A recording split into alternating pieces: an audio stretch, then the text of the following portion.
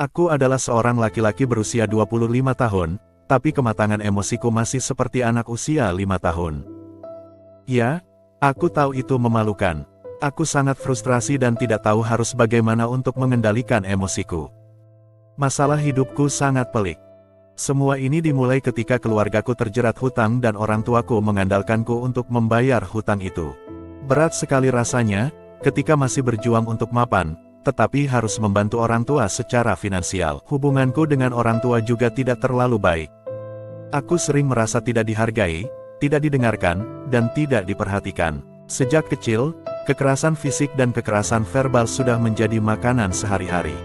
Aku berusaha mengisi kekosongan hatiku dengan berpacaran, tapi tidak semudah itu.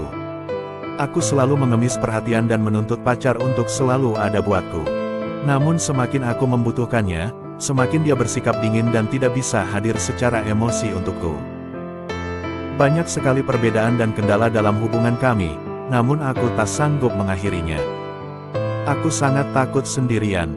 Aku sering mengalami perubahan suasana hati yang drastis. Aku sangat mudah marah, cepat tersinggung, dan melampiaskan emosiku dengan cara-cara yang sangat tidak dewasa untuk orang seusiaku.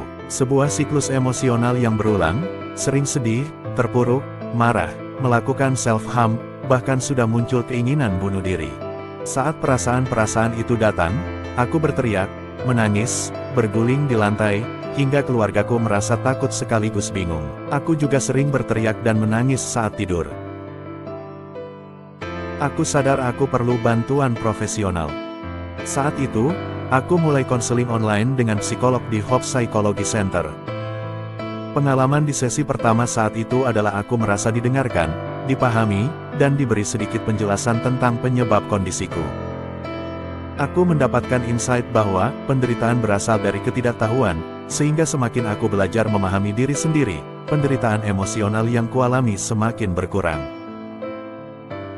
Prosesnya tidak singkat. Aku didiagnosis mengalami depresi berat dan memiliki borderline personality disorder. Awalnya, aku takut sekali saat membaca penjelasan di internet. Tetapi setelah dijelaskan dan didampingi oleh psikolog HPC, aku jadi sadar bahwa diagnosis itu tidak mendefinisikan hidupku. Aku mampu dan berhak untuk menjalani hidup yang penuh harapan dan bermakna. Perlahan tapi pasti, keadaan emosiku menjadi semakin stabil. Ternyata banyak sekali sumber masalah dalam hidup yang berasal dari liarnya pikiran. Aku belajar mengendalikan dan meresponi pikiran dan perasaan dengan cara-cara yang lebih sehat. Tak diduga, benang kusut dalam hidupku mulai terurai satu persatu. Kinerjaku meningkat dan aku memiliki karir yang lebih baik saat ini. Dengan finansial yang lebih stabil, aku lebih bisa membantu kedua orang tuaku, bahkan merencanakan masa depan.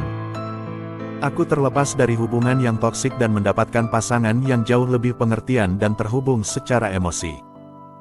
Dan yang terpenting, aku menyadari kapan dan apa yang harus dilakukan ketika suasana hati sedang tidak stabil, sehingga tidak terlarut dalam siksaan mood swing. Hingga saat ini, aku masih terus berproses, melakukan konseling rutin untuk maintenance kesehatan mentalku. Buat hopeful people yang mengalami hal serupa, aku paham sulitnya, aku paham beratnya. Tetap yakin dan tumbuhkan semangatmu. Perjuangkan kondisi kesehatan mentalmu, karena tekad yang kuat adalah kunci untuk bebas dari penderitaan. Dan semoga semakin banyak lagi orang yang sadar akan pentingnya menjaga kesehatan mental, karena itulah kunci kebahagiaan.